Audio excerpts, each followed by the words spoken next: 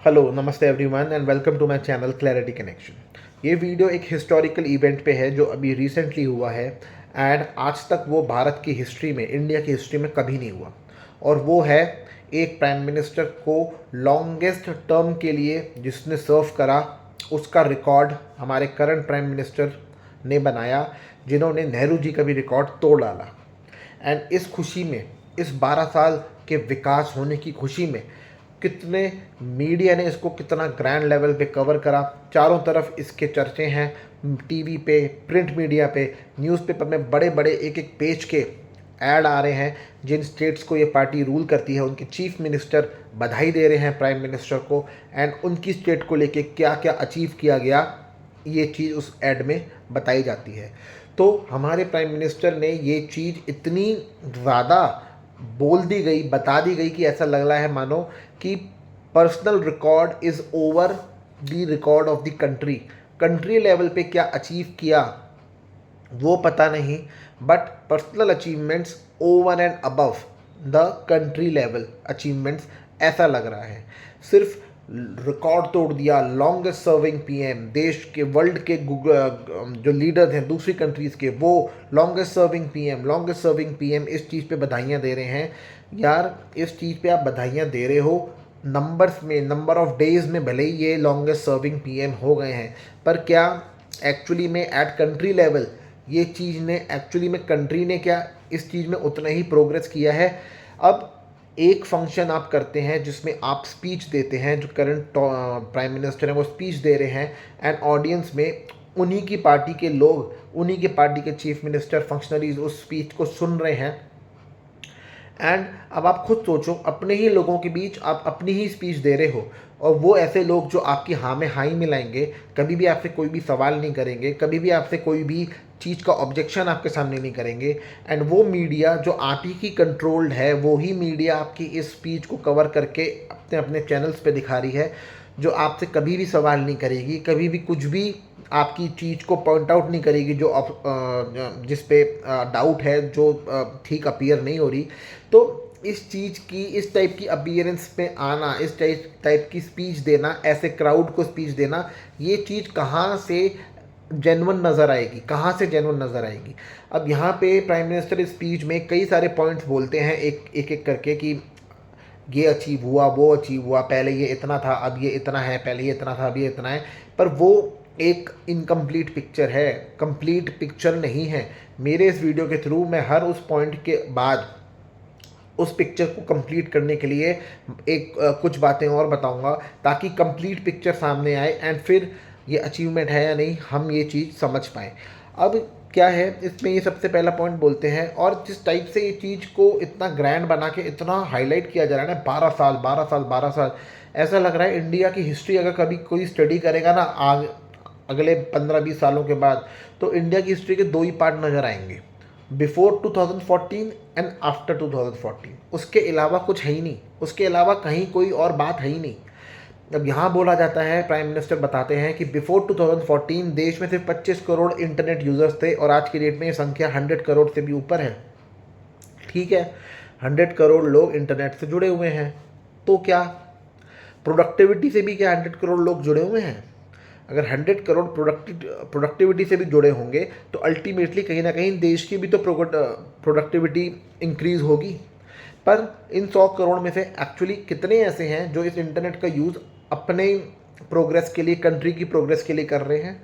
कितने ही होंगे इन 100 करोड़ में से जो इस इंटरनेट का यूज़ सिर्फ और सिर्फ रील्स देखने में, शॉर्ट्स देखने में, और इन सबको देखते देखते सिर्फ अपने आप को लोनली और आइसोलेट करके सिर्फ स्ट्रेस एंड एंशियस हो गए हैं? ऐसे कितने ही करोड़ों होंगे इस 100 करोड़ में से। तो सिर्फ इतनी चीज़ को बता देना कि 100 करोड़ हो गए हैं यूज़र्स, ये एक इनकम्प्लीट पिक्चर है। दूसरा पॉइंट बताया गया कि बिफोर 2014 डिजिटल पेमेंट्स का वॉल्यूम बहुत कम था, एंड आज के टाइम में इन 12 सालों के बाद डिजिटल पेमेंट्स के वॉल्यूम में इंडिया नंबर 1 है। ठीक है, पर उस डिजिटल पेमेंट के वॉल्यूम के साथ साथ क्या डिजिटल फ्रॉड्स, डिजिटल स्कैम्स, इसमें इंडिया ने प्रोग्रेस नहीं करी? ईमेल में कोई लिंक आ जाए, उस पर क्लिक कर दो, आपका बैंक अकाउंट खाली हो जाए। एसएमएस में कोई लिंक आ जाए, उसका बैंक अकाउंट खाली हो जाए। फिर कितने ही लोग आपको बैंकिंग से रिलेटेड हैं, इस बैंक से बोल रहे हैं करके कॉल करते हैं, एंड आपका आधार कार्ड और ये सब डिटेल लेके आपके संग फ्रॉड हो जाता है। यूपीआई ट्रांजैक्शंस में आपके संग फ्रॉड हो जाता है। डिजिटल अरेस्ट स्कैम में लोग वीडियो कॉल के थ्रू अपने आप को सीबीआई का नकली ऑफिसर, अपने आप को कोई रिटायर्ड जज बोल के आपके पैसे आपके अकाउंट से ट्रांसफ़र करवा लेता है। सो डिजिटल पेमेंट्स के वॉल्यूम को आप इतना हाईलाइट कर रहे हो और इसमें देश में हमारा देश नंबर 1 है ये बता रहे हो, पर इसके संग संग कितने ज़्यादा इस चीज़ के नुकसान भी तो देश की जनता झेल रही है, वो हाईलाइट क्यों नहीं हो रहा, वो संग संग क्यों नहीं बताया जा रहा? क्योंकि उसको बता के पिक्चर उतनी ज़्यादा ब्राइट नहीं लगेगी, डल लगेगी, डार्क लगेगी। जिस टाइप की डिजिटल पेमेंट की वॉल्यूम को बताया जा रहा है कि हम उसमें नंबर 1 है, उस डिजिटल पेमेंट की वॉल्यूम किस एक चीज़ से गवर्न होती है? वो गवर्न होती है इंटरनेट से। जब अगर इंटरनेट डाउन हो जाए, डिसरप्ट हो जाए, या किसी पॉलिटिकल रीज़न की वजह से, किसी टेंस सिचुएशन की वजह से उस रीजन का इंटरनेट बंद कर दिया जाए, तो आपकी ये पूरी डिजिटल पेमेंट्स की जो ट्रांजैक्शंस हैं ये रुक जाएंगी। कितने ही बिजनेसेस इससे सफ़र करेंगे, कितने ही छोटे बिजनेसमैन, शॉपकीपर्स इस चीज़ से सफ़र करेंगे। तो अब क्या है, इस पूरी पेमेंट की वॉल्यूम को डिजिटल मीडियम में ले जाके इसको आपने इंटरनेट पे डिपेंड बना दिया है, एंड इंटरनेट कंट्रोल में है आपके, इसको आप डाउन भी कर सकते हो और डाउन करना से हटा भी सकते हो। तो इनडायरेक्टली इस डिजिटल पेमेंट का एक कवर अप देकर आपने इन सब लोगों की जो ट्रांजैक्शन करने की एक इनकी फ्रीडम थी, जो ट्रांजैक्शन करने की इनकी ज़रूरत थी, ये आपने अपने हिसाब से कंट्रोल करने आप कर सको, ऐसे आप मीडियम में इसको ले आए हो, ठीक है। एंड इसको आप हाईलाइट कर रहे हो डिजिटल पेमेंट में हम नंबर 1 हो गए हैं ये बोल बोल के। तो ये एक इनकम्प्लीट पिक्चर है। स्कैम्स, फ्रॉड्स जिस क्वांटिटी में, जिस फ्रीक्वेंसी में आज की डेट में हो रहे हैं, जिस फ्रीक्वेंसी में बैंक अकाउंट खाली हो जाते हैं लोगों के, तो सिर्फ डिजिटल पेमेंट की वॉल्यूम पे फोकस मत करो। साइबर सिक्योरिटी इतनी स्ट्रांग होनी चाहिए, हमारे नेटवर्क्स इतने स्ट्रांग होने चाहिए, अनहैकेबल होने चाहिए कि इसमें इस टाइप के लैप्सेस हो ही नहीं सके। जब इतनी मेजर वॉल्यूम ऑफ ट्रांजैक्शन आप जिस मीडियम से कर रहे हो और इस मीडियम में आपने इतनी वीकनेसेस, इतने लूपहोल्स छोड़ रखे हैं कि इतने सारे फ्रॉड हो रहे हैं, इतने सारे हैकर्स इस किसी भी सिस्टम को हैक कर लेते हैं, पेमेंटें ख़त्म, लोगों के अकाउंट खाली हो जाते हैं, तो वो चीज़ आप हाईलाइट पूरी तरीके से अचीवमेंट के लिए नहीं कर सकते। It is still work under progress, और इसको आप हाईलाइट बोल बोल के हाईलाइट कर रहे हो, तो ये चीज़ तो जेन्युइन नहीं है। उसके बाद स्किल डेवलपमेंट मिनिस्ट्री है इस गवर्नमेंट के अंडर, इसको इसने अपनी एक अचीवमेंट बताया कि एक सेपरेट मिनिस्ट्री है जो स्किल डेवलपमेंट पे ध्यान देती है। तो स्किल डेवलपमेंट पे सिर्फ ध्यान देने से और उन यूथ जो स्किल डेवलपमेंट करा रहे हैं वो एम्प्लॉयमेंट में क्या एब्जॉर्ब हो पा रहे हैं, इसका क्या डेटा है? और अगर वो एम्प्लॉयमेंट में एब्जॉर्ब हो पा रहे हैं तो अनएम्प्लॉयमेंट का नंबर इतना हाई क्यों है? तो something which is on paper it is not resulting something better in reality. ये चीज़ में जो गैप है, ये गैप कैसे पूरा होगा? ये चीज़, क्योंकि अगर ये चीज़ ठीक चल रही होती तो अनएम्प्लॉयमेंट के नंबर इतने ऊपर नहीं होते जितने पीक पे आज की डेट में हैं। उसके बाद आदिवासियों की वेलफेयर योजनाएं जितनी आज चल रही हैं इतनी पहले कभी नहीं चली, पर जितनी ज़्यादा जंगल जो जिसमें आदिवासी रहते हैं, जो वहाँ के नेटिव हैं, उन जंगलों को जिस हिसाब से साफ़ करा जा रहा है, चाहे वो हसदेव के जंगल हों या जिस टाइप से अंडमान एंड निकोबार में रेन फॉरेस्ट को क्लियर कराया जा रहा है, वहाँ के आदिवासियों को हटाया जा रहा है to benefit just 1 single industrialist. तो ये कहाँ तक आदिवासियों का वेलफेयर हो रहा है? ये वेलफेयर तो उस इंडस्ट्रियलिस्ट का हो रहा है, और उस इंडस्ट्रियलिस्ट जो भर भर के फंडिंग करेगा आपकी पार्टी को, तो उस पार्टी का भला हो रहा है। कहाँ से ये आदिवासियों का भला हो रहा है? आदिवासियों को तो उनकी नेटिव प्लेस से आप हटा रहे हो, और जिस जंगल पे वो डिपेंडेंट थे अपनी लाइवलीहुड के लिए, उनकी लाइफ उस जंगल पे डिपेंडेंट थी, आप उस जंगल को ही वहाँ से ख़त्म कर रहे हो। अंडमान निकोबार के 1.5 करोड़ फॉरेस्ट और 1.5 करोड़ ट्रीज रेन फॉरेस्ट के वो आप क्लियर कर रहे हो ताकि वो इंडस्ट्रियलिस्ट वहाँ पे अपना प्रोजेक्ट, अपने पोर्ट्स, अपने कैसीनोस बना सके। तो यहाँ पे वेलफेयर आदिवासियों का नहीं हो रहा, तो यहाँ पे ये एक बहुत बड़ी एक इनकम्प्लीट पिक्चर है जो कंप्लीट आप प्रेजेंट नहीं कर रहे हो।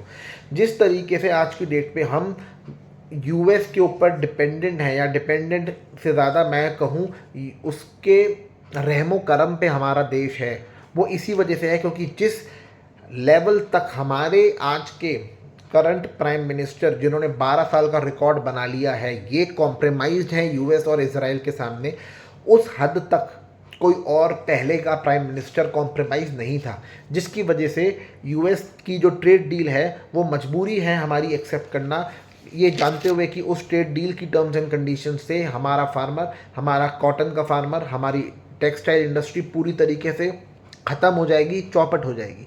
पर अल्टीमेटली इस चीज़ पे, ट्रेड डील पे एग्रीमेंट हमारे फेवर में नहीं जाएगा, ये यूएसए के फेवर में जाएगा।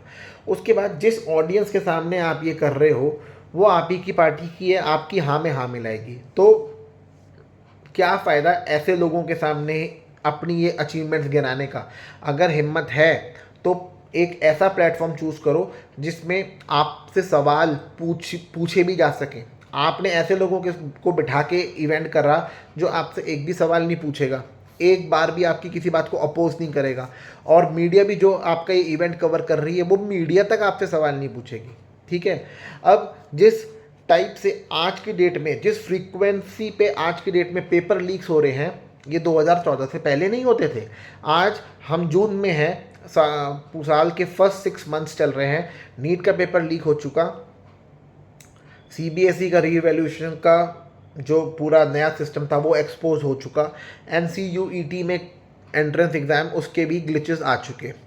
तो जिस फ्रीक्वेंसी में आज की डेट में ये मेन एंट्रेंस एग्ज़ाम्स जो किसी भी देश के फ्यूचर को बिगाड़ सकते हैं, डिले कर सकते हैं, वो 2014 से पहले इस फ्रीक्वेंसी पे तो ये पेपर लीक नहीं होते थे। कहीं ना कहीं कुछ ना कुछ इंटीग्रेशन थी, इंटीग्रिटी थी, जो चीज़ें इतनी करप्ट इस एटलीस्ट एजुकेशन में नहीं थी, और इतने करप्ट आज की डेट में, जिस फ्रीक्वेंसी में आज की डेट में लैप्सेस हो रहे हैं एंट्रेंस एग्ज़ाम कराने में, सीबीएसई के एग्ज़ाम्स कराने में, तो एजुकेशन मिनिस्टर इस चीज़ की रिस्पॉन्सिबिलिटी लेके रिज़ाइन क्यों नहीं देते?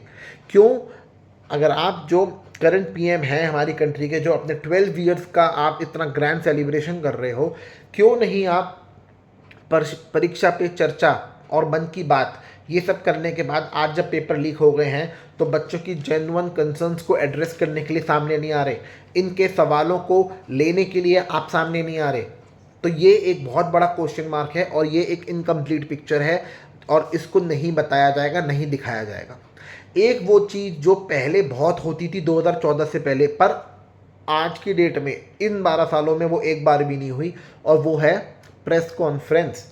प्रेस कॉन्फ्रेंस पहले प्राइम मिनिस्टर कितनी देते थे और उस प्रेस कॉन्फ्रेंस में जवाब दिया करते थे जो सवाल उनसे पूछे गए, ना सिर्फ इंडिया में बट अपनी फॉरेन विजिट्स में। अब आप खुद देख लो, हमारे जो आज के करंट पीएम हैं जिनके 12 साल सेलिब्रेट करे जा रहे हैं, ये फॉरेन में जाते हैं तो उनके जर्नलिस्ट को क्या जवाब देते हैं, या क्या उनके जवाब देने से पहले ही उनको इग्नोर करते हुए आगे बढ़ते चले जाते हैं। देश की मीडिया तो उनसे सवाल ही नहीं पूछती और अपनी तरफ से ये प्रेस कॉन्फ्रेंस कभी करते नहीं, तो इनसे सवाल पूछे कैसे जाएंगे? कभी ये जो पेपर लीक का भी इशू हुआ, जो ये इतना बड़ा इशू हुआ, इसकी भी रिस्पॉन्सिबिलिटी लेने के लिए कभी सामने से नहीं आए, इसके भी क्वेश्चंस को एड्रेस करने के लिए कभी सामने से नहीं आए। और वैसे परीक्षा से पहले आप कर रहे हो परीक्षा पे चर्चा, आम कैसे खाते हो ये बता रहे हो, झालमुड़ी में मसाला क्या डालते हो ये आप कर रहे हो, मेलोडी खिला रहे हो, ये आपके पोजीशन की रिस्पेक्ट है जो पहले एक डिग्निटी थी इस पोजीशन से अटैच, टॉप मोस्ट पोजीशन हमारी कंट्री की, एंड आज की डेट में ये एक इस इन सब के साथ ये इमैच्योर चीज़ें आप एसोसिएट कर रहे हो इस पोजीशन के साथ, तो ये कहाँ से कंप्लीट पिक्चर आपको दिख रही है? वर्ल्ड बैंक का जितना लोन 2014 से पहले इंडिया के ऊपर था, आज की डेट में वर्ल्ड बैंक का लोन कितना है जो सिर्फ 2014 से 2026 के बीच में ही कितना बढ़ चुका है इन 12 सालों में? ये कई टाइम ज़्यादा है एज़ कम्पेयर टू जितना लोन सिंस इंडिपेंडेंस और टिल जस्ट बिफोर 2014 तक था, उसके कहीं ज़्यादा ये आज की डेट में हो चुका है। तो ये कंप्लीट पिक्चर कहाँ दिख रही है? सिर्फ सिलेक्टिव पिक्चर दिखा के, उतना ही दिखा के जितना आप दिखाना चाहते हो, आप वाहवाही लूटना चाहते हो और 12 साल की अचीवमेंट गिनाना चाहते हो। जिस टाइप के आज की डेट में इलेक्शंस जिस टाइप से जीते जाते हैं, ये 2014 से पहले नहीं ऐसे नहीं जीते जाते थे ऐसे इलेक्शंस। जैसे इलेक्शंस आज की डेट में मैनेज करके, मैनिपुलेट करके आप जीत रहे हो, ये पहले नहीं होता था। तो कहीं ना कहीं डेमोक्रेसी का जो ग्राफ है वो डिक्रीज हुआ है। आपको आपका विकास का ग्राफ ऊपर उठता हुआ दिखता होगा, तो ये आपका नज़रिया है। देश की जो जनता है वो इस नज़रिए से, वो आपकी कही हुई इन बातों से कितना एग्री करती है, इसका आप कभी भी इवैल्यूएशन करोगे ही नहीं। तो कैसा लगा आपको ये वीडियो? आप कितना रिलेट करते हो मेरी बताई हुई उस रिमेनिंग पिक्चर से? एंड जब उसको संग रख के हम इस पूरे चीज़ को देखते हैं तो कितना आपको नज़र आता है 12 साल में विकास जो हम बताया जा रहा है, ये सिर्फ one side of the coin दिखा रहे हैं, other side of the coin नहीं दिखा रहे। एंड इसी तरीके से मिसलीड हो रही है हमारे देश की जनता। एंड जहाँ तक जिसको अकल है, जो अवेयर है, जो मिसलीड नहीं भी हो रहा, तो उसकी आवाज़ उतनी पहुँच ही नहीं पा रही, क्योंकि उसकी आवाज़ टाइम से पहले ही दबा दी जाती है, बंद कर दिया जाता है उसका सोशल मीडिया अकाउंट, जिससे कि वो अपनी आवाज़ रख सके। तो ज़्यादा से ज़्यादा लाइक करना, शेयर करना इस वीडियो को। चैनल पे नए हो तो चैनल को सब्सक्राइब कर लेना। एंड चैनल के सब्सक्राइबर्स प्लीज़ अपने फैमिली सर्कल, फैमिली फ्रेंड्स से, कुछ और लोगों से सब्सक्राइब करा के सब्सक्राइबर्स इस चैनल के प्लीज़ बढ़वाइएगा। Thank you so much.